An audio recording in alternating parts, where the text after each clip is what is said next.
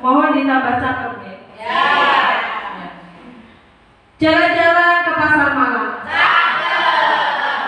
Tak lupa menunaikan sholat. Izinkan saya memulai dengan salam. Semoga yang menjawab rezekinya lebat. Assalamualaikum warahmatullahi wabarakatuh. Waalaikumsalam warahmatullahi wabarakatuh. Itu apa? Kenapa buluki? Oh, uangnya terlalu banyak. Baik. Pertama, yang terhormat Kepala SD Negeri Lebeng, Bapak Wasimin, SPD SD, yang kebetulan sedang berhalangan, dan yang berbahagia Bapak Ibu peserta diseminasi budaya positif di sekolah SD Negeri Lebeng. Pertama-tama marilah kita ucapkan puji syukur kehadirat Tuhan Yang Maha Esa yang telah memberikan nikmat dan hidayahnya kepada kita semua, sehingga siang ini kita bisa berkumpul dalam kegiatan diseminasi budaya positif di sekolah dengan sehat dan moga-moga lancar. Amin. Salawat serta salam kita curahkan kepada Nabi besar Muhammad SAW, yang karena beliaulah kita bisa lepas atau keluar dari zaman kegelapan menuju ke zaman yang terang benderang. Terang di Bapak Ibu? Terang. Oh, terang. Oke. Hadirin yang berbahagia, langsung saja, tidak banyak-banyak kegiatan lainnya, kita langsung saja memasuki acara yang pertama, yaitu pembukaan. Marilah kita buka acara pada siang hari ini dengan lafal basmalah. Bismillahirrahmanirrahim. Baik, mengingat acara kedua, kita menyanyikan lagu Indonesia Raya terlebih dahulu. Dimohon kepada Bapak Ibu untuk berdiri. Monggo Bapak Ibu.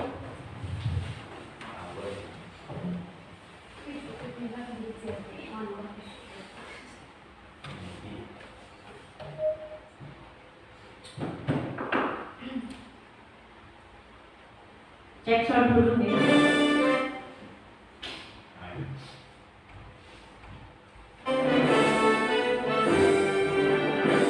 Indonesia, ku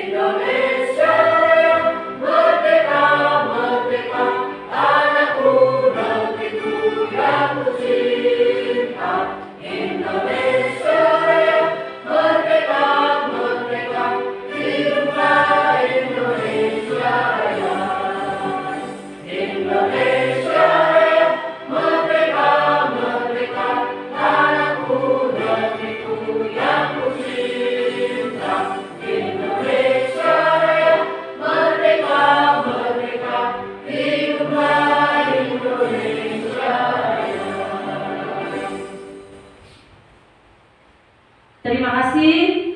Monggo Bapak Ibu saged lenggah malih. Kita ice breaking dulu Bapak Ibu. Ya, ice breakingnya nanti menyebutkan nama makanan yang Bapak Ibu ketahui.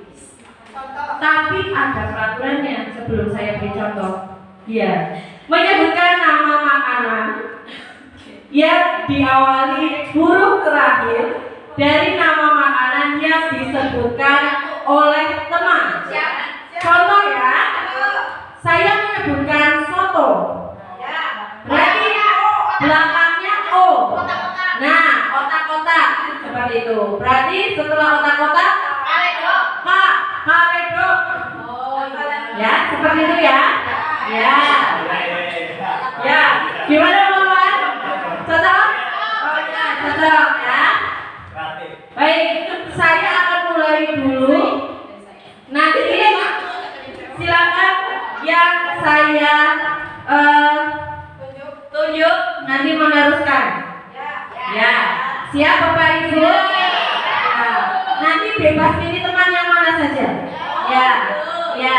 Saya hanya menunjuk satu, nanti sisanya ya berurutan betul. Dikasih apa? Dikasih W, kasih O, kasih W. Wow, keren. Baik, kita mulai dulu ya.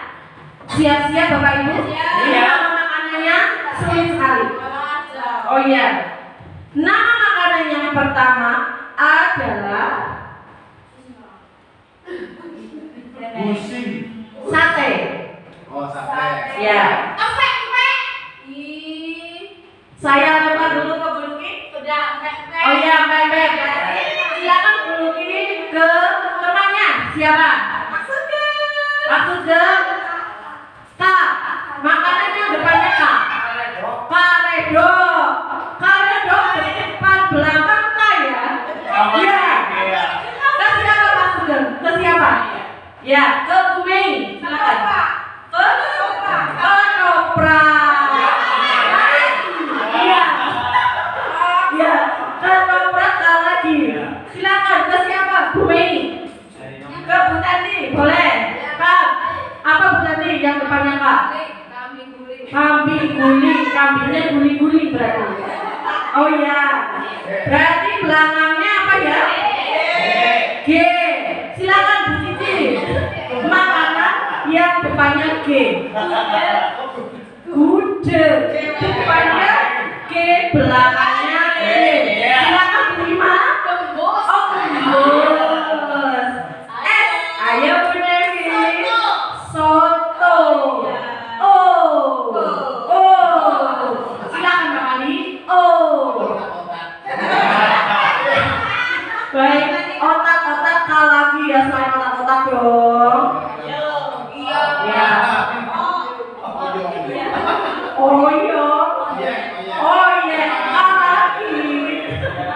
Ya. Onde. Silakan Mbak Mario. Makanan yang depannya E. Es krim betul. Dan M. Martabak betul.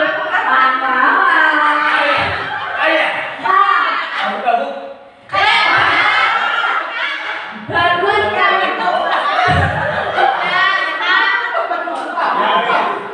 Ya, ketupat betul. Ya, jadi apapun makanannya, minumnya aqua. Tepuk tangan untuk kita semua. Kasih W, kasih O, kasih W. Wow, keren. Baik, kerennya sudah keluar ya. Kita lanjutkan. Tadi kita sudah ice breaking, ya. Ice itu es, breaking itu patah. Berarti es yang patah. Tidak. Oh, istirahat. Baik, kita lanjutkan.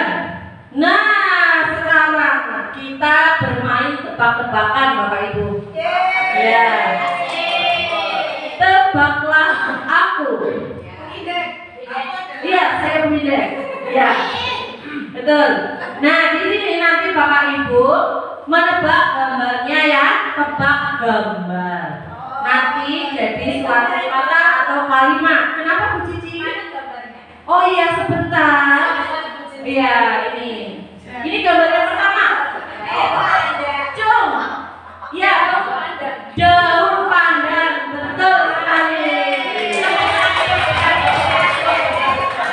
Cepat sekali ya. Sip. Ya, cepat sekali. Ya.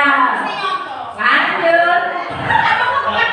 Oh ya, mungkin sebelahan. Sebelahan ya. Ya. Oh iya. Terus gambar kedua siap-siap. Ini level kedua. Nah, Cung. Apa? Buaya. Ya, betul. Bu Mei, maaf tadi walaupun jawabnya cepat, tapi ada yang mengaku ini. Ya, siapa itu? Iya, tadi tunjuk jari itu. Iya.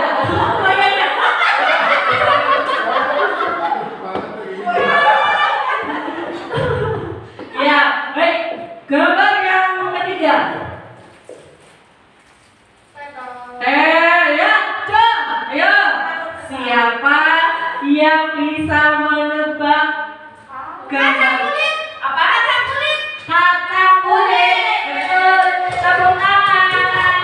Ya, ternyata ya. Guru dan wali siswa SD Negeri Lebak sangat cepat dalam menjawab. Oh ya, ini ya. Ini kacang. Ya, kacang. Lupa, lunya dicoret. Kemudian ada cangkul. Ya. It tambah it. Kacang kulit. Nah, ini apa? Cung. Ayo siapa yang tahu?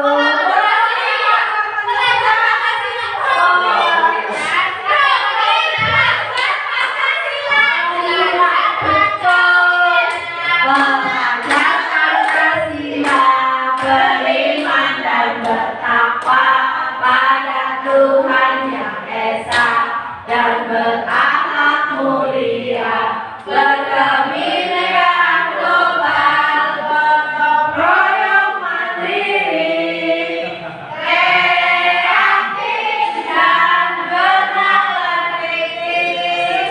Tepuk tangan untuk kita semua. Baik ya. Sepertinya ini gambar terakhir Bapak Ibu. Oh lagi. Nanti saya capri.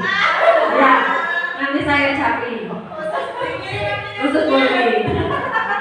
Baik, tadi kita sudah tebak gambar, ya sudah pemanasan. Berarti kita akan memulai materi pada siang hari ini. Tapi sebelumnya saya ingin menyampaikan bahwa pendahuluan dari materi budaya positif ini diibaratkan sebagai seorang petani. Jadi kita baik guru maupun orang tua itu diibaratkan sebagai petani yang memiliki peranan penting untuk menjadikan tanamannya tumbuh subur. Nah, kita akan memastikan bahwa tanah tempat tumbuhnya tanaman adalah tanah yang cocok untuk ditanami. Jadi bukan tanah yang gembur yang nantinya tumbuhan itu tidak tumbuh. Ki Hajar Dewantara atau KHD menyatakan bahwa kita ambil contoh perbandingannya dengan hidup tumbuh-tumbuhan seorang petani yang menanam padi misalnya. Hanya dapat menuntun tumbuhnya padi sehingga ia dapat memperbaiki kondisi tanah, memelihara tanaman padi, memberi pupuk dan air, membasmi ulat-ulat dan jamur yang mengganggu hidup tanaman padi dan sebagainya. Seperti Bapak Ibu ketahui, kalau menanam suatu tumbuhan berharapnya apa Bapak Ibu? Tumbuh subur dan berbuah. Kalau tidak berbuah bagaimana? Kecewa. Nah, seperti itu pula kita sebagai guru dan orang tua tentunya menginginkan murid dan anak-anak kita bisa menjadi anak yang bermanfaat, kemudian bisa memiliki karakter yang baik. Nah, sekarang saya punya beberapa pertanyaan Bapak Ibu. Yang pertama, pemberian hukuman dapat mendisiplinkan siswa. Betul atau salah? Kalau pemberian hukuman dapat mendisiplinkan siswa, betul atau salah? Di sini. Ya. Kalau menurut saya ada betulnya juga. Betulnya ya, baik. Kalau menurut saya untuk mendisiplinkan siswa dengan melalui hukuman ada betulnya juga, tapi sedikit ya, karena hukuman itu hanya mendisiplinkan sementara. Jadi karena anak itu terpaksa. Tetapi kalau berbeda, kalau tanpa ada hukuman, dengan mungkin melalui dengan kesepakatan bersama, seperti itu bisa anak disiplin dengan sadar sendiri, seperti itu, Bu. Ya, terima kasih Bu Luki. Dikasih apa? Dikasih B, kasih O, kasih W. Wow, keren. Ganti apa?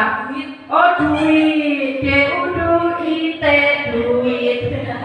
Ya, yang kedua, pemberian hadiah meningkatkan prestasi siswa. Betul atau salah menurut Bapak Ibu? Menurut saya Pakai mic, Bu Ima, ini pakai mic, silakan. Iya, pakai mic. menurut saya Boleh iya, boleh tidak, Bu. Kenapa? Kenapa Bu Ima? biasanya seorang anak jika diberikan sebuah hadiah Ya. dan prestasi, Ya. dia juga akan lebih semangat lagi nantinya. Oh, seperti itu. Ya. Ya.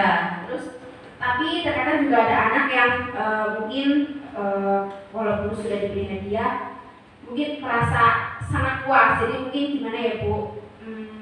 Ya kurang kurang baik lah seperti itu. Tapi sebenarnya kalau kita sebagai guru memberikan hadiah kepada siswa kemudian reward itu juga cukup baik seperti itu, Bu Ite. Ya, terima kasih kepada Bu Ima. Berikan tepuk tangan pada Bu Ima.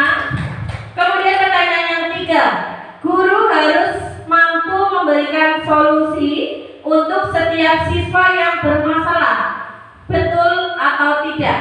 Kalau menurut Bapak Ibu? Tidak. Oh, tidak. Mungkin ada yang betul? Tidak ya? Tidak? Atau betul? Atau bingung? Oh, bingung. Ya. Baik, nanti kita akan temukan jawabannya setelah materi berikutnya. Kemudian yang keempat, guru berperan sebagai teman bagi siswa. Betul atau salah? Betul? Oh iya, betul. Baik, kita lihat dalam pembelajaran kita pada siang ini. Tapi sebelumnya kita akan mengenal dulu apa itu budaya positif. Nah, budaya positif di sini merupakan suatu perwujudan dari nilai-nilai atau keyakinan universal yang diterapkan di sekolah. Jadi nanti di sini budaya positif itu dibiasakan, tidak hanya satu kali, dua kali. Sebagai contoh, ada budaya 5S. Mungkin Bapak Ibu sudah mengenal 5S ya. Salam, sapa, senyum, sopan, dan santun. Jadi di situ sebagai contoh 5S, nanti 5S tersebut tidak hanya diterapkan di sekolah, tapi bisa juga di rumah, di masyarakat, atau di tempat-tempat lain yang bagi anak itu baru dan langsung bisa menerapkan budaya positif. Kemudian untuk budaya positif tersebut memiliki beberapa jenis. Yang pertama disiplin Ya, konsepnya itu memotivasi perilaku manusia, kemudian keyakinan kelas atau sekolah, kebutuhan dasar manusia, posisi kontrol seorang guru, dan segitiga restitusi. Nah, sekarang saya ingin 2 orang maju ke depan. Silakan. Yuk, 2 orang maju ke depan. Bu Ima dan Pak Ali, silakan. Ya, boleh tepuk tangan dulu pada Bu Ima dan Pak Ali. Silakan. Oh, mirip Bu Ima ya, Bu? Mana yang mana? Oh iya, cantiknya sama, masya Allah. Nah, ya sini Pak Ali, sini. Ya. Nanti ada yang berperan sebagai A. Siapa yang mau jadi A? A. Ayo jangan bertengkar. Oh Pak Ali. Ya B. Oh saya. Ya Bu Ima ya. Nanti tugasnya A adalah mengepalkan salah satu tangan. Kemudian bayangkan bahwa Pak Ali menyimpan sesuatu yang sangat berharga. Bisa emas, bisa deposito, bisa lainnya, atau surat rumah bisa dipegang di sini. Ya, Anda Pak Ali perlu menjaga benda tersebut sekuat tenaga. Pokoknya orang kena copot, ya, iya, ngepel baik, gitu ya. Kemudian Bu Ima sebagai B, ya, sebagai B mencoba segala cara untuk membuka kepalan tangannya Pak Ali. Pokoknya nggak boleh lepas ya Pak ya. Ya.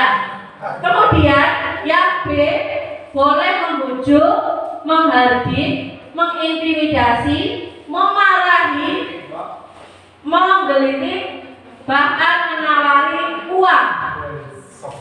Bawa uang Bima? Oh tidak, berarti tawari saja. Tidak usah dikasih ya. Bersedia membuka kepalan tangannya Pak Ali. Siap ya? Silakan Pak Ali sebagai A. Oh gegem, ya gegem. Kemudian nanti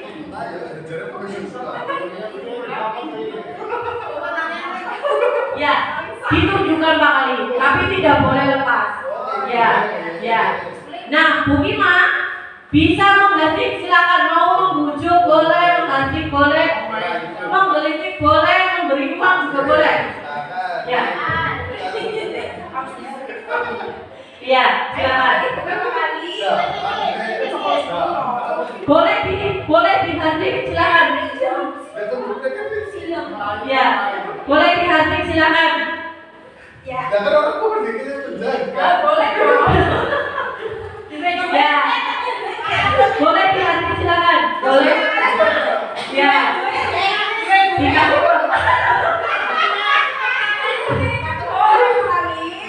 Ya. Sudah menghardiknya?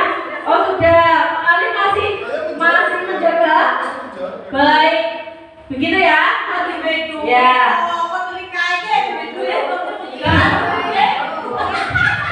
Baik, kita berikan tepuk tangan kepada Pak Ali dan Bu Ima. Terima kasih sudah membantu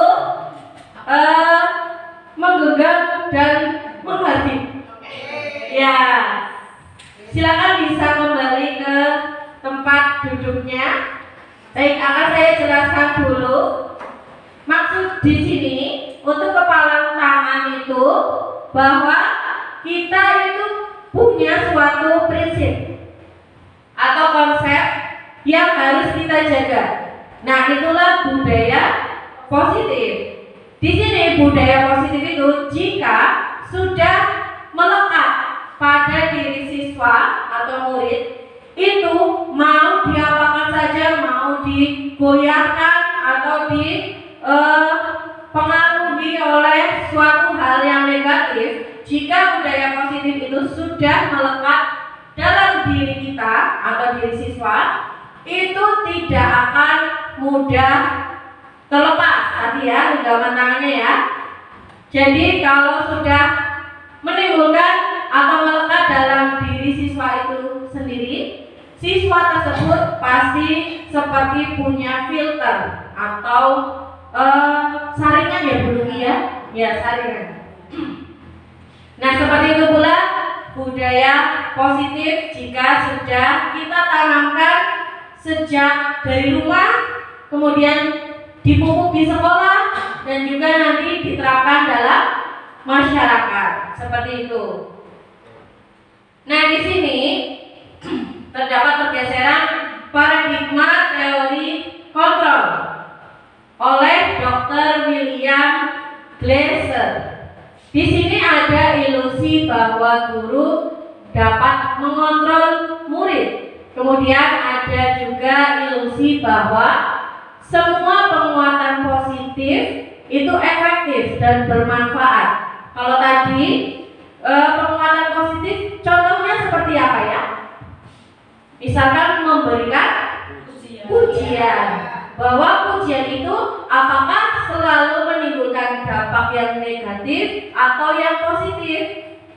Nah, itu salah satu ilusinya. Kemudian ilusi bahwa kritik dan membuat orang merasa bersalah dapat menguatkan karakter.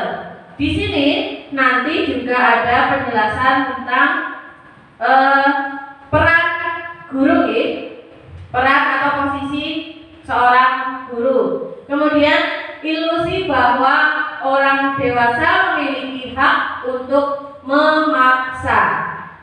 Setuju atau tidak itu?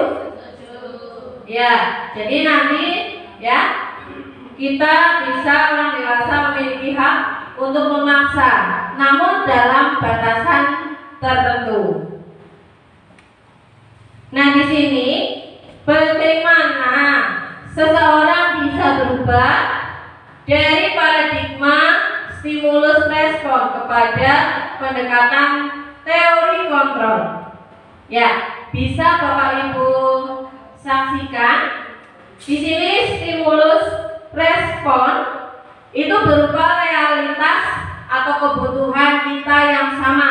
Nah, dalam teori kontrol itu realitasnya atau kebutuhan kita masing-masing berbeda. Misalkan Bu Mima membutuhkannya kasih sayang, kemudian Bu Luki membutuhkannya Sama dong. oh sama kasih sayang. Ternyata di sini banyak yang membutuhkan kasih sayang. Kalau Mama Rio apa? Oh, kasih uang. Di sini cuma bisa kasih WOW Bu. Ya. Ya, kalau Pak Ani bagaimana Pak Ani?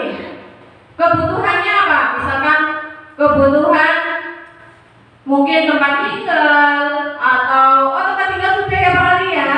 Ya, berarti kebutuhannya mungkin sama dengan Bu Luki?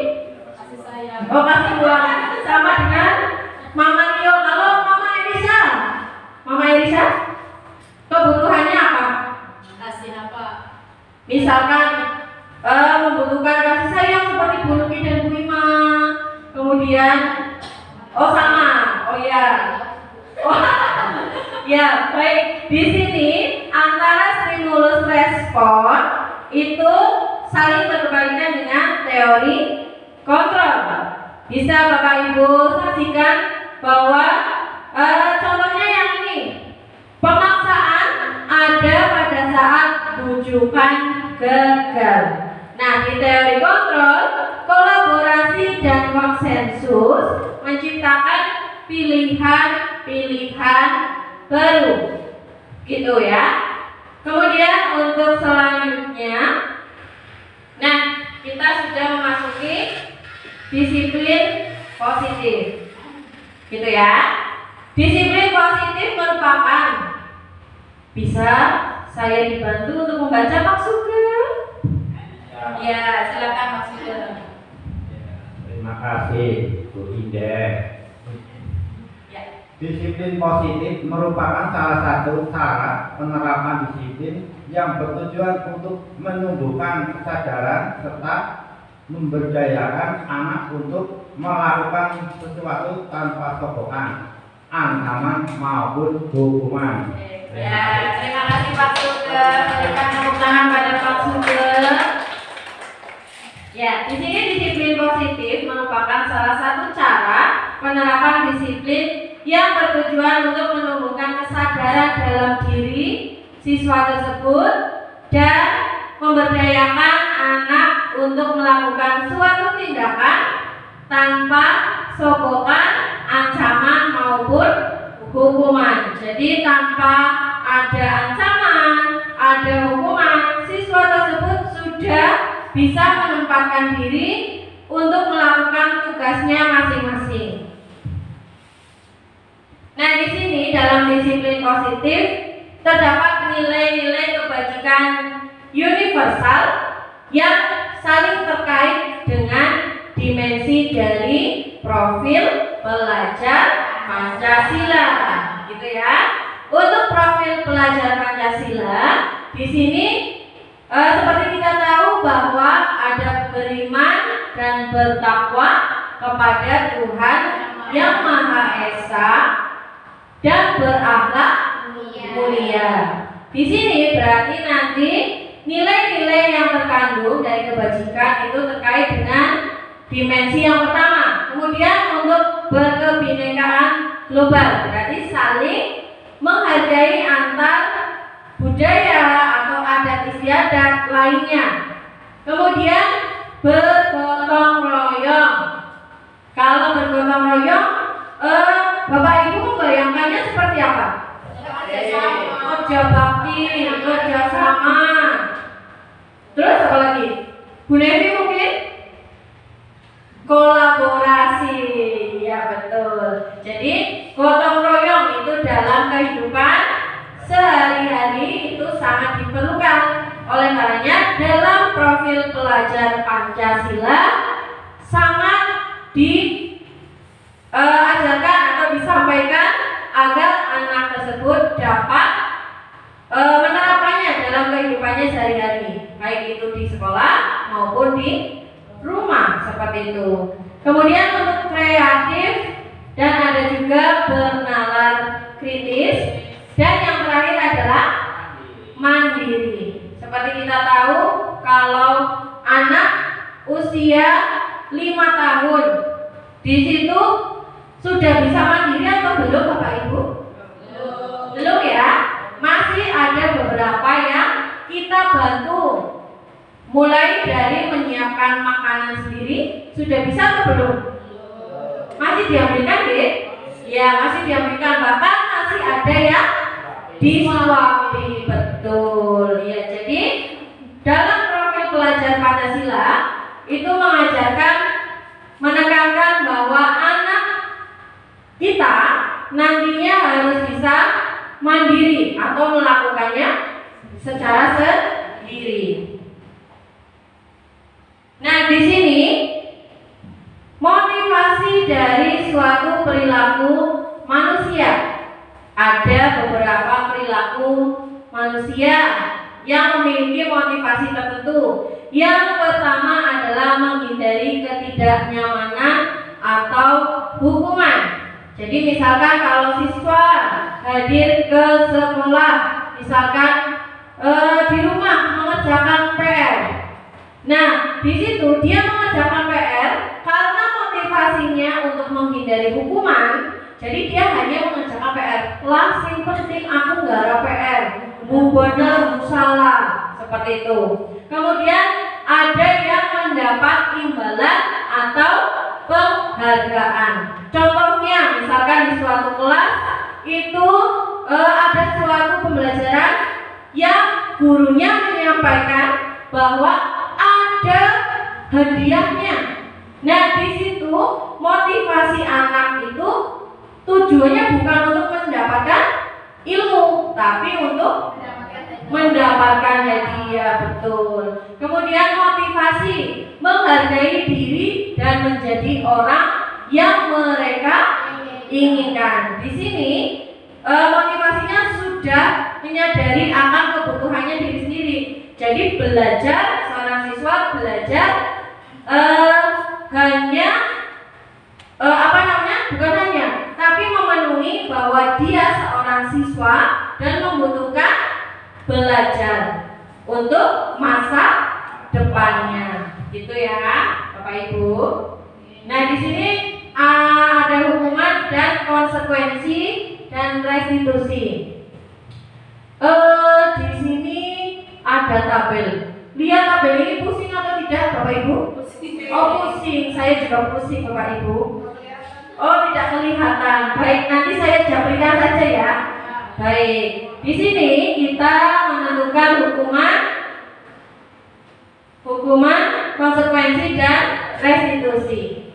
Ada yang tahu mungkin bedanya hukuman, konsekuensi dan restitusi? Monggo, siapa yang tahu? Yang hukuman dulu saja, gitu.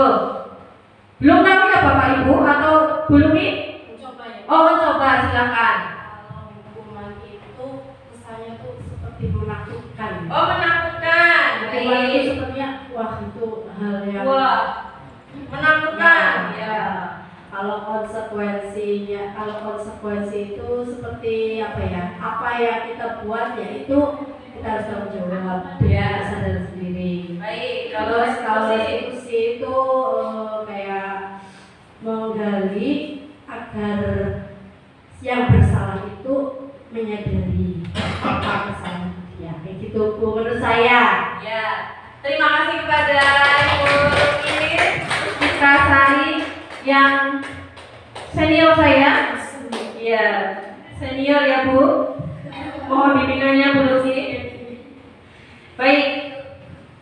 Nah, di sini berdasarkan bagian tadi, tabel tadi, kita bisa mengetahui bahwa hukuman itu tidak terencana, jadi secara spontan atau dadakan. Tapi tidak ya. Ya, bisa berupa hukuman fisik, psikis atau kata-kata kasar.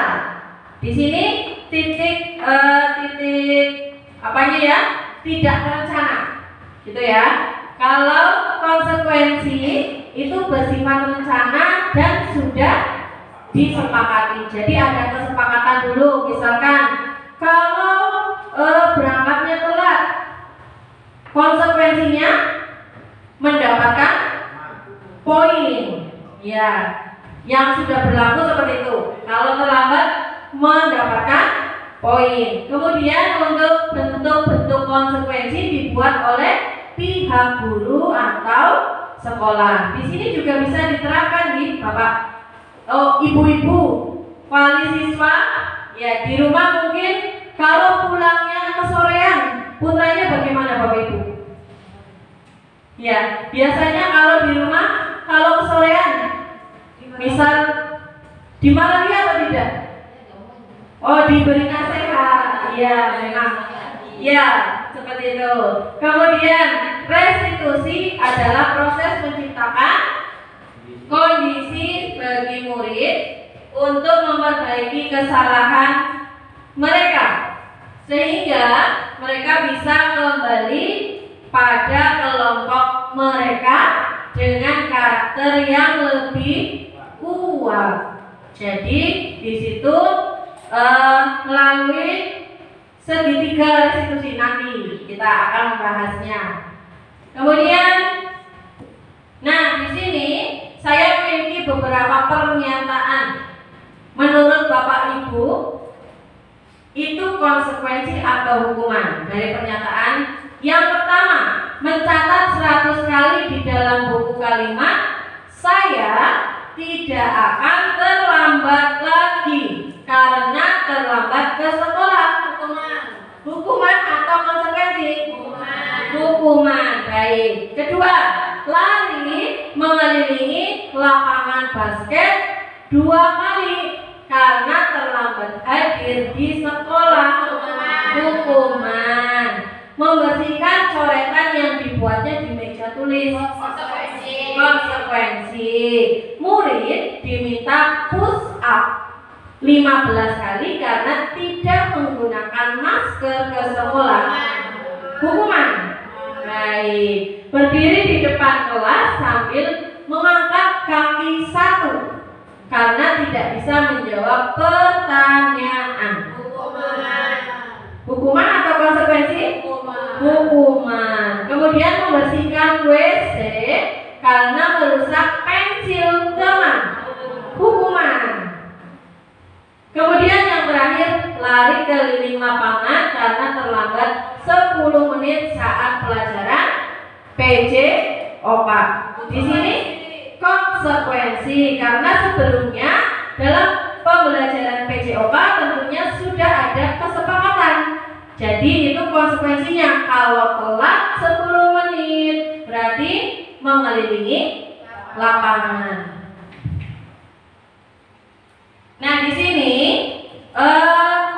dari hukuman tersebut tentunya ada reward.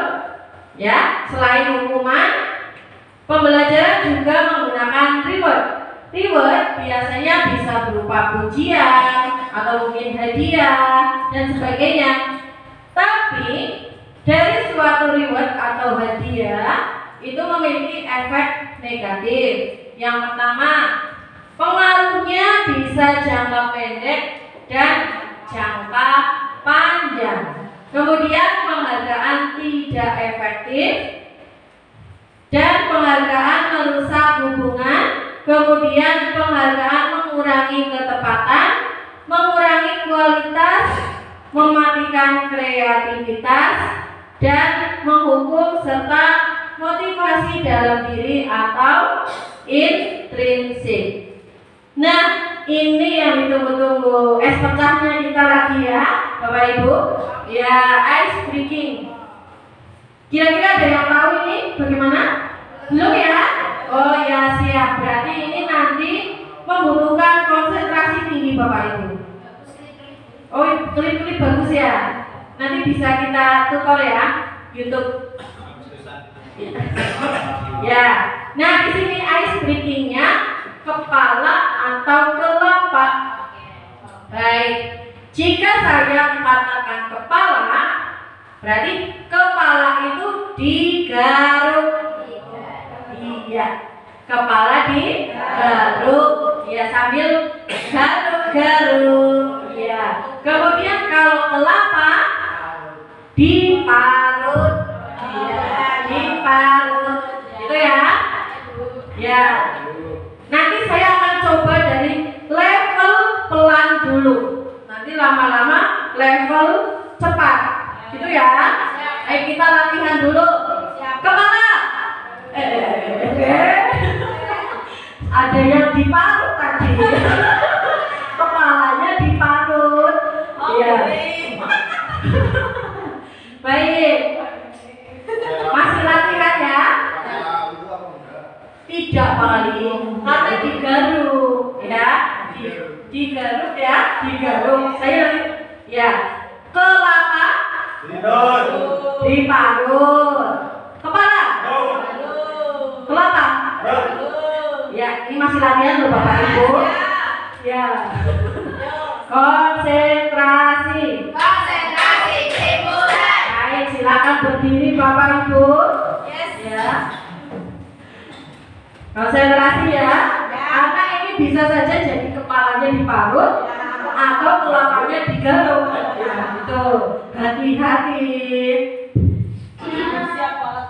Ya, level pelan. Ya, kelapa. Ada yang salah? Orang ngomong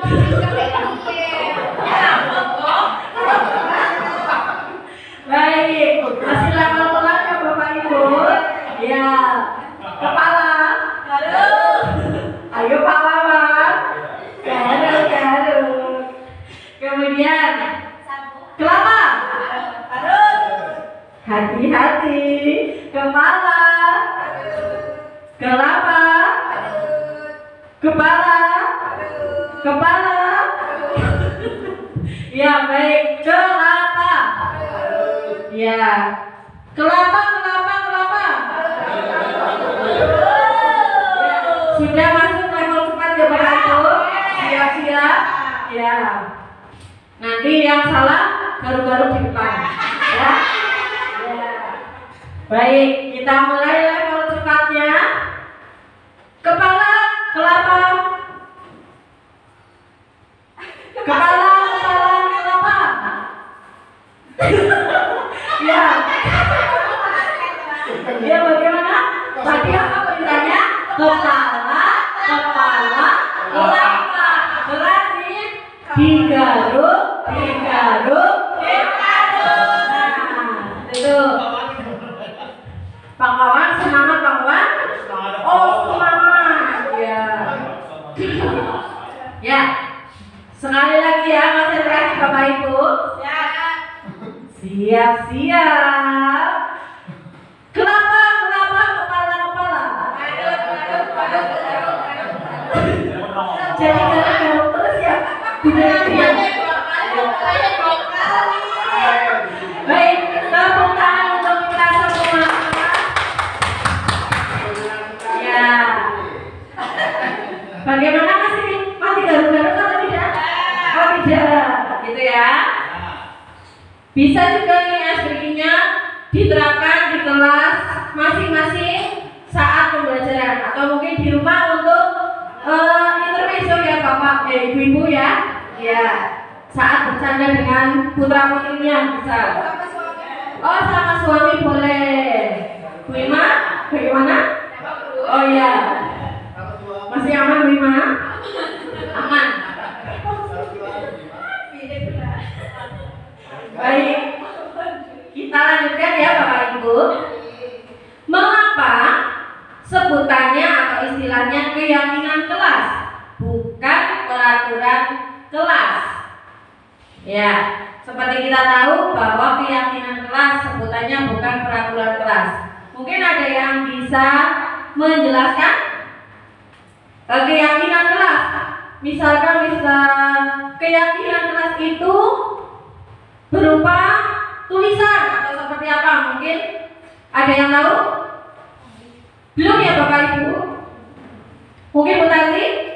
Keyakinan kelas itu disepakati dan dibuat dengan penuh kesadaran oleh seluruh anggota kelas. Sedangkan kalau peraturan sifatnya satu arah dan sifat memaksa.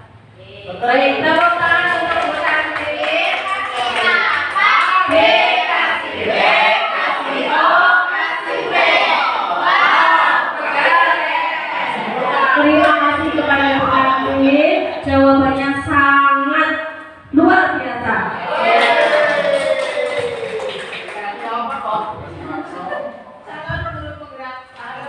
Oh jelas, Revi juga. Ya semuanya ya, semuanya harus ikut. Baik, kita lanjutkan. Di sini saya punya pernyataan. Mengapa kita memiliki peraturan tentang penggunaan helm saat naik motor? Oh iya, silakan pakai pin itu di depannya pin. Agar tidak ketilang. Oh, agar tidak Ketilang. Ya, Untuk menjaga keselamatan. keselamatan. Bagus boleh Kiri. Udah dijawab. Maksudku saya beda. Oh iya, jangan marah. Ya. Lebih trendy. Oh, biar kece ya, lukis, kece badan, gitu ya. Baik. Nah, yang kedua, mengapa kita memiliki peraturan tentang penggunaan masker dan mencuci tangan setiap saat? Jaga kesehatan. Terus apa lagi? Tidak terkena virus. Virus apa Bu Nevi? Oke. Jangan COVID lagi lah kalau bisa. Jauh-jauh dari kita ya. Kenapa kawan? Oh senang prainya. Ya prainya senang. Kasihan anak-anaknya.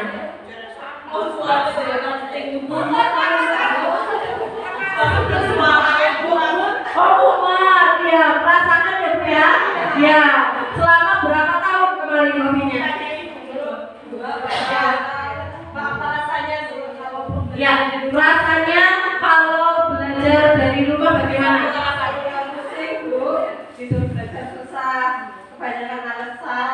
Oh, ya harus nangis dulu katanya.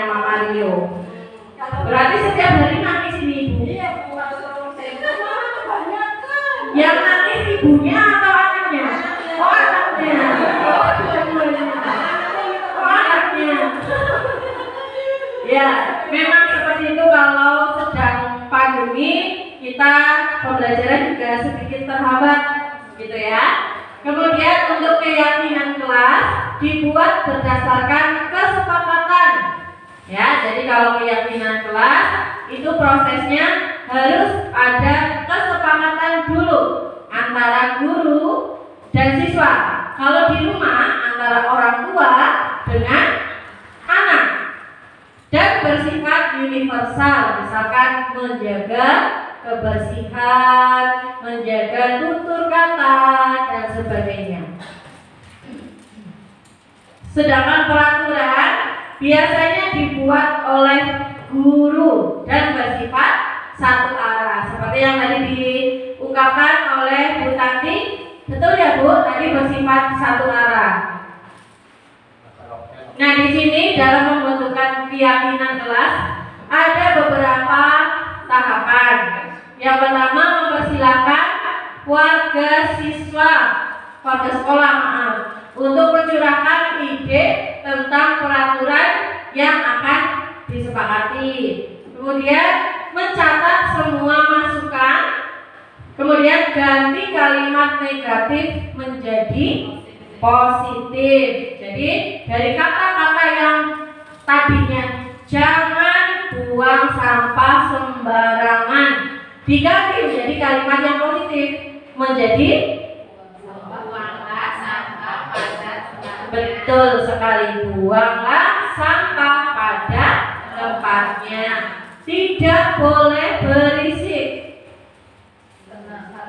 Ya, harap tenang seperti itu ya. Itu pengecualian maksudnya kalau ujian. Ya. Sudah ada tata tertibnya. Kemudian tinjau kembali curahan pendapat yang terkumpul.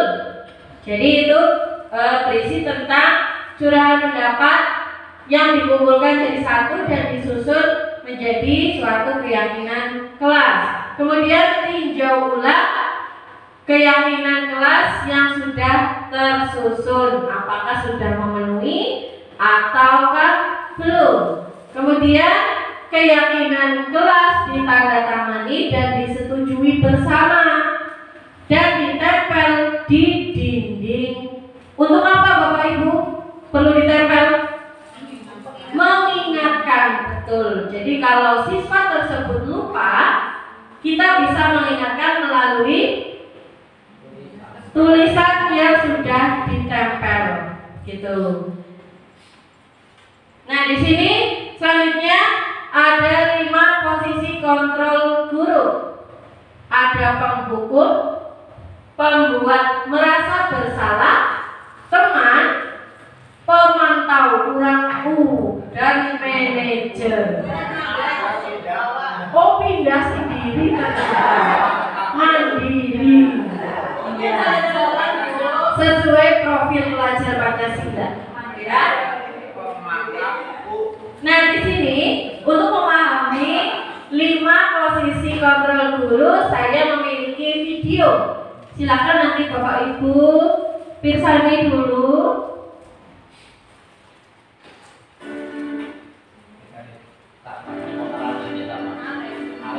Ya, di sini yang pertama adalah posisi penghukum.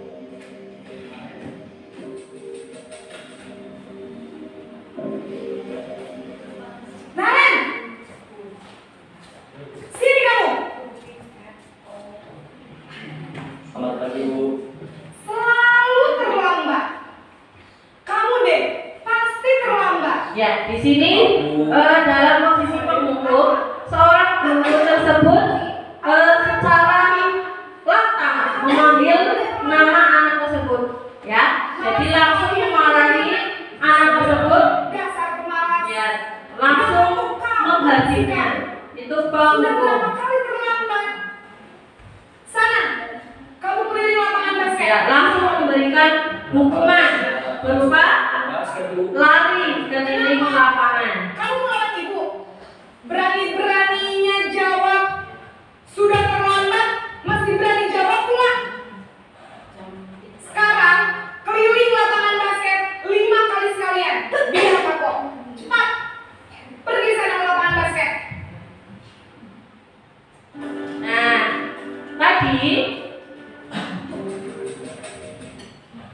tadi dalam posisi penghukum, ibu gurunya bagaimana tadi?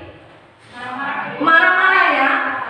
Ya, galak, langsung menghukum, memberikan hukuman lari keliling lapangan 5 kali. Berbeda dengan posisi pembuat merasa bersalah. Ya, kita saksikan bersama. Naren,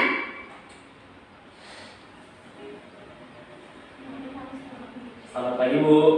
Naren, kamu kenapa terlambat lagi, nak? Ya Tuhan, Naren, kamu senang ya bikin ibu susah ya? Nah, di sini pembuat merasa bersalah itu mengungkapkan ibu gurunya senang ya bikin ibu susah. Biasanya dalam posisi pembuat rasa bersalah ini sifatnya manipulatif, begitu ya. Jadi ingin merasa anaknya merasa bersalah seperti itu.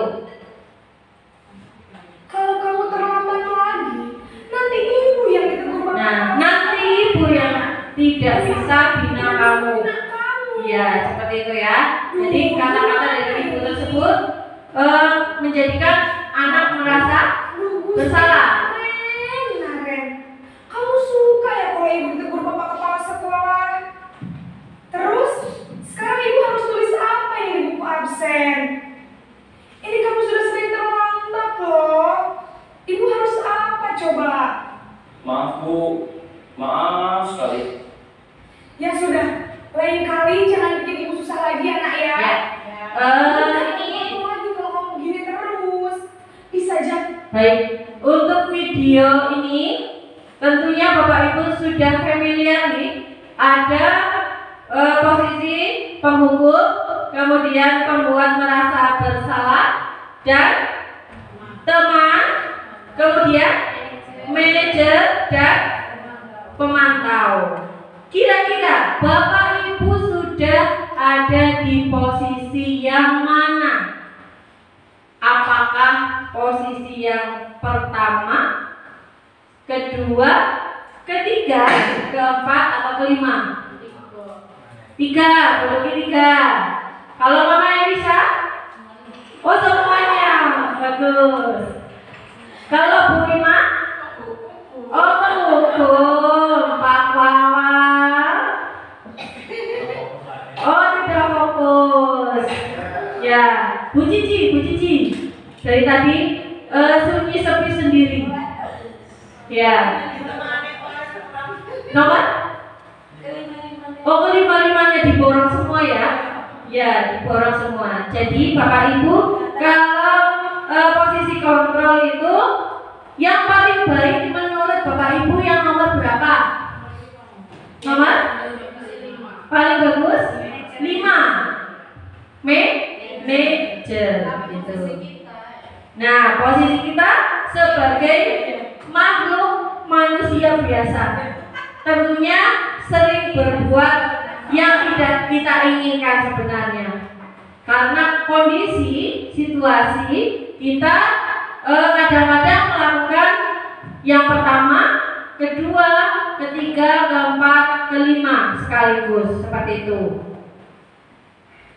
Nah, di sini untuk penghukum itu mengakibatkan anak menjadi pendendam. Jika kita berada di posisi penghukum, anak menjadi tidak menyukai guru atau mata pelajaran tertentu. Kemudian untuk membuat merasa bersalah, dampaknya membuat siswa merasa bersalah dan mundur. Kemudian rendah diri dan menarik diri. Kemudian untuk posisi teman, dampaknya murid bergantung pada satu orang. Jadi nek diulang guru liyane, geleme karo bu guru sing kae. Seperti itu. Kemudian membuat siswa tidak mandiri. Seperti itu. Dampak dari posisi teman. Dampak dari pemantau ada hadiah atau hukuman yang diberi tanpa melihat nilai kebajikannya dan tidak sepenuhnya mandiri, masih bergantung pada orang lain. Dan posisi manajer dampaknya murid menjadi mandiri, percaya diri dalam memecahkan masalah sendiri.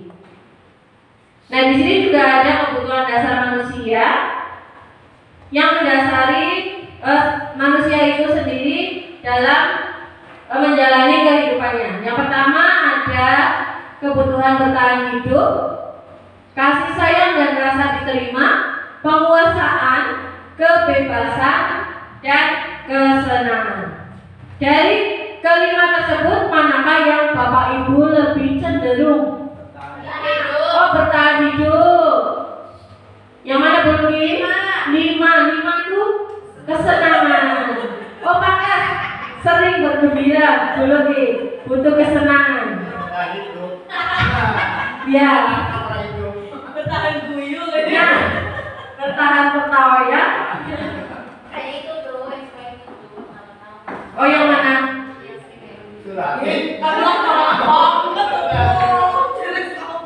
Baik, kita lanjutkan. Saya punya 4 pernyataan. Aku senang main kejar-kejaran dengan ibuku, seru. Berarti kebutuhan dasar mana? Kesenangan. Senang sih diuber-uber bu guru deh, ya. Ya. Terus, ibu kejar aku karena ibu guru sayang aku. Kasih sayang. Kemudian aku hebat kan, bisa bikin ibu guru kejar aku. Ya, berarti merasa bu gurunya nih ngetutna, iya ngetutna bocahnya terus. Kemudian aku bosan belajar mewarnai terus di dalam kelas. Kebebasan, berarti anak suka kebebasan gitu ya. Merasa bosan belajar di dalam kelas. Nah, di sini ada dunia berkualitas. Dalam mewujudkan dunia yang berkualitas, tentunya banyak pertanyaan yang dapat kita ajukan. Seperti ini yang ada dalam tampilan Bapak Ibu. Silakan bisa dipisani, mungkin bisa direnungi, direfleksikan dalam diri sendiri. Kira-kira yang mana? Mungkin apa pencapaian Anda yang Anda sangat banggakan? Mungkin masing-masing punya pencapaian sendiri-sendiri. Jadi itu memiliki susunan atau pencapaiannya sendiri-sendiri. Tidak bisa disamakan satu sama lain. Kemudian dalam mewujudkan dunia yang berkualitas, tentunya banyak permasalahan ya Bapak Ibu. Ya, permasalahannya mungkin ada masalah dalam keluarga, atau masalah di tempat kerja, atau mungkin masalah dengan anak-anak yang sulit kita arahkan. Itu pastinya membutuhkan suatu solusi. Salah satunya menggunakan segitiga restitusi.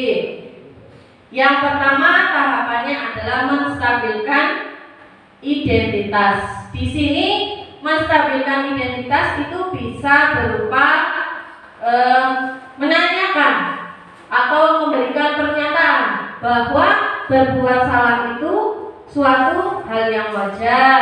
Kemudian kamu berhak merasa begitu. Tahapan yang kedua yaitu validasi tindakan yang salah. Jadi tindakan yang salah itu bukan semakin disalah-salahkan, dipojok-pojokkan, tapi kita validasi dulu. Contohnya, misalkan kamu patut bangga karena telah melindungi sesuatu yang penting buatmu. Padahal kamu bisa melakukan yang lebih buruk ya dari ini. Dan seterusnya untuk validasi. Kemudian yang ketiga menanyakan keyakinan. Di sini kita menanyakan keyakinan kepada siswa. Seperti kamu ingin menjadi orang yang seperti apa, dan nilai-nilai apa yang telah disepakati secara bersama. Mengingatkan kembali tentang keyakinan bersama. Nah, di sini contoh segitiga restitusi dalam sebuah kasus. Silakan Bapak Ibu amati.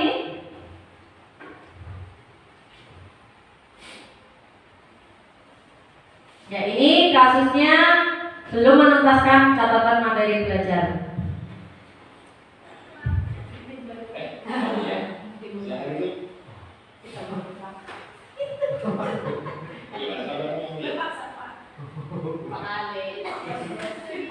Saya tidak bersedia meminjamkan buku catatannya. Padahal saya hanya ingin menjalani tugas. Setiap orang tentunya kesal jika tidak diajukan. Lalu apa tindakan kamu tadi, Aulia? Tadi saya robek buku catatannya, tapi cuma sampulnya aja kok Pak. Kesel banget saya. Wajar jika kita emosi. Lalu, apa Aulia puas dengan tindakan itu? Tentu tidak Pak, saya akui saya salah sudah merobek bukunya. Lantas, seperti apa sikap yang Aulia yakini? Harusnya saya lebih sabar dan menghargai bukti orang lain. Jadi, apa rencana Aulia untuk memperbaiki keadaan ini? Saya akan meminta maaf kepada Nurul Pak, dan saya juga bersedia untuk mengambil sampul bukunya yang saya rusak tadi. Gimana Pak? Setuju. Bagaimana perasaan jika sudah melakukan tindakan yang kamu yakini itu, Aulia? Tentunya saya akan menjadi pribadi yang lebih tenang dan sabar Pak. Ya, baik, di video ini tampaknya Bapak Ibu dari segitiga restitusinya bagaimana tadi? Nurul melakukan kesalahan berupa merobek sampul buku milik Aulia. Nah, kemudian oleh Pak Guru diapakan? Ya, dinasehati. Kemudian setelah itu memberikan suatu solusi, gitu ya. Nah, ini kita ya, mohon berdiri Bapak Ibu. Ya, kita goyang-goyang. Ya, setelah tadi duduk lama ya Bapak Ibu. Ya, patah-patah kata Pak Sugeng. Saya ingin ada satu di sini sebagai instruktur. Siapa ya? Buluki ya. Buluki. Ya, silakan Buluki. Monggo ke sini Buluki. Mau kemana Buluki? Jangan jauh-jauh. Ya, jangan jauh-jauh dari saya. Saya akan dekat-dekat. Oh ya. Siap ya Bapak Ibu? Ya.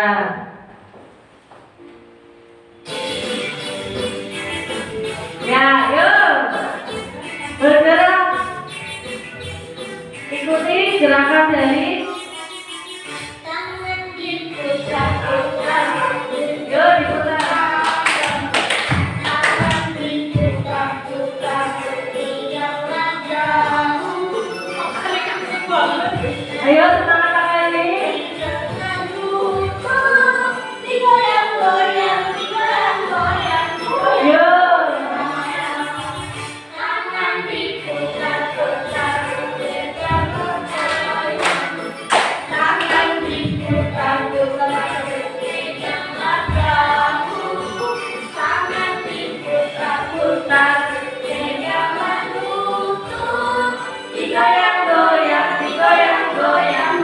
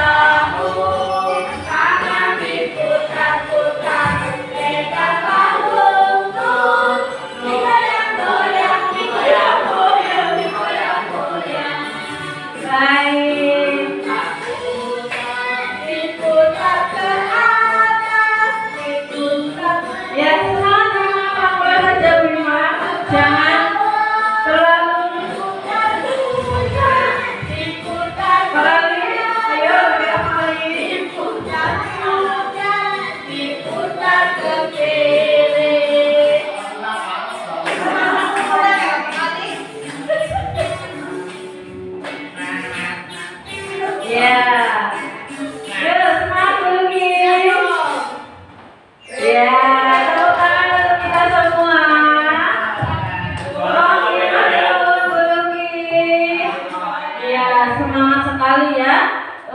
Bu Luki ini. Urusin bocil gitu biasanya. Oh gitu ya Bu ya. Berarti saya perlu banyak belajar dari Bunda Luki. Oh Bu Luki. Ya. Nah, di sini terima kasih. Tandanya apa Bapak Ibu? Oh sudah selesai. Yakin mau sudah selesai? Yakin ini? Oh yakin, gitu. Nah di sini saya sebenarnya masih ada satu ice breaking lagi, tapi Bapak Ibu capek. Gimana? Mau di ice breakingan atau tidak? Oh mau. Iya. Tapi nanti saya minta berpasangan ya. Ya cari pasangannya yuk. Cari pasangan. Cari pasangan silakan. Yuk silakan siapa?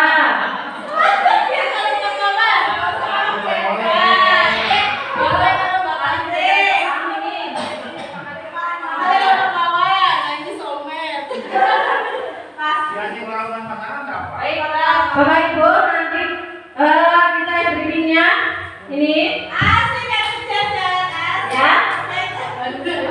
Nanti kalau saya bilang sikat berarti ambil ini ya. Ya. Kalau saya bilang sikut berarti seperti ini, sikut. Ya. Kalau saya ambil sekat tangannya seperti ini Bapak Ibu. Ya, tangannya seperti ini. Ya. Kalau sikut bagaimana? Sikut. Sikat.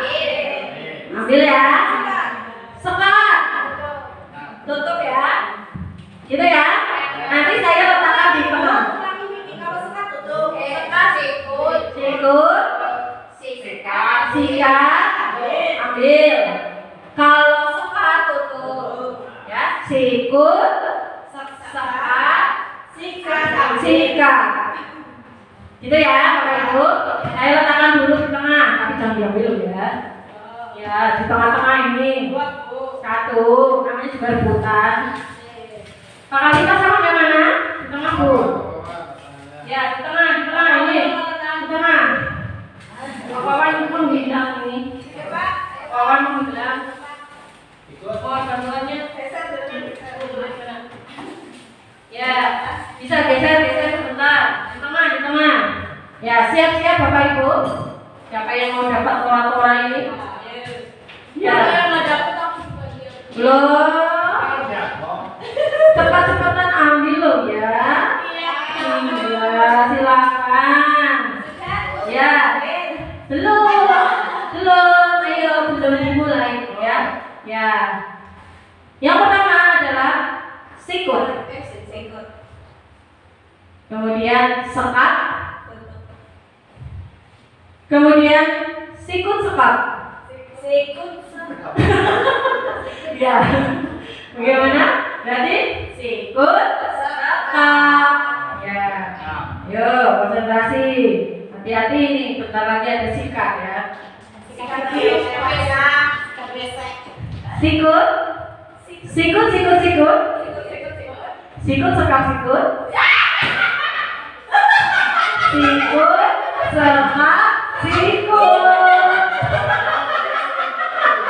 Ayo konsentrasi sikut.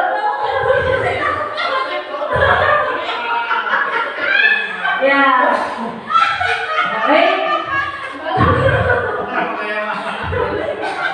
Baik. Sikut, sekat.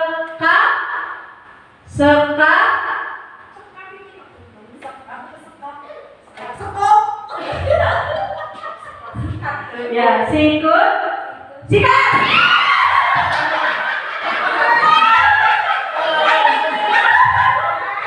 Ya, yang dapat ya, selamat bagi yang dapat.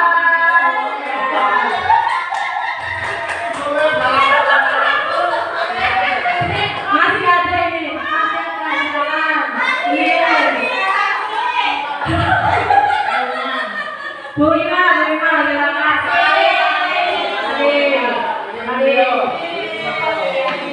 Makasih Bu. Sama-sama.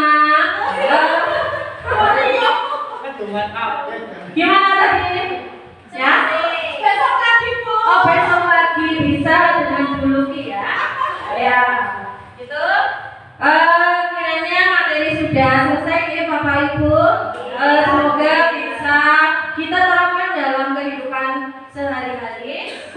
Dan mari kita tutup acara pada sore hari ini dengan lafal hamdalah. Alhamdulillahirabbil alamin. Ya mohon maaf waktunya mulur banyak sekali Bapak Ibu. Yes. Ya. Saya selaku moderator mohon maaf apabila dalam membawakan materi pada sore hari ini banyak tutur kata yang salah, keliru, bahkan tidak berkenan di hati Bapak Ibu semuanya. Saya akhiri billahi taufiq wal hidayah. Wassalamualaikum warahmatullahi wabarakatuh. Waalaikumsalam warahmatullahi wabarakatuh. Terima kasih Bapak Ibu.